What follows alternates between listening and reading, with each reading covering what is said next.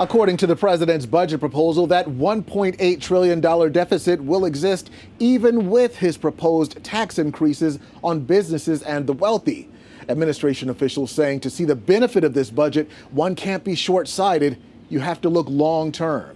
The president's $6 trillion proposal is aimed squarely at the middle class, with generous tax credits for families, subsidies for children and seniors, plus free community college. The best way to grow our economy is from the bottom up and the middle out. 2/3 of the proposal consumed by these main pillars, $2.3 trillion for Biden's American Jobs Plan, which focuses on the nation's crumbling physical infrastructure, job creation, and more, and the $1.8 trillion American Families Plan, which the administration deems as social infrastructure. The president wants to pay for it by raising taxes on businesses and the wealthy. I don't have anything against anybody in Wall Street. I don't have anything against anybody making $1 million, but Wall Street did not build this country.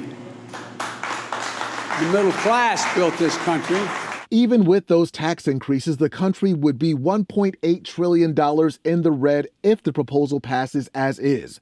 Administration officials insist a number of factors, including the tax increases, will work together over the long term to actually lower the deficit. It's a terrible budget. Economist Stephen Moore calls the proposal fiscally irresponsible. One of the reasons this is such an unwise budget and so harmful to America's economic future is if that we were to pass a $6 trillion budget, we would see inflation continue to rage out of control and much higher than it is today. CBN News financial editor Drew Park-Hill agrees. It's not an accident that they released this budget proposal on a Friday before a holiday weekend. He predicts the deficit could be even deeper than the administration anticipates. As a general rule, the government does not bring this much in tax revenue as they estimate, and they end up spending more than what they think they will. So this could be a recipe for deficits much higher than what are being projected, which are already at a sustained record level. There's also a social issue sticking point for conservatives.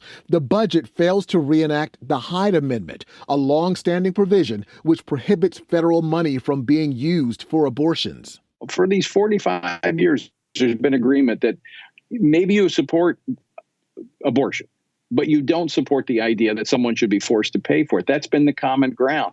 That has been jettisoned by this administration and the proposed budget that this president has put forward. One other aspect of the budget that's grabbing attention, military spending increases by less than 2%, something that's sure to get pushback. Of course, the budget process has a long way to go before it's approved. The White House is expecting to make concessions. At the White House, Eric Phillips, CBN News.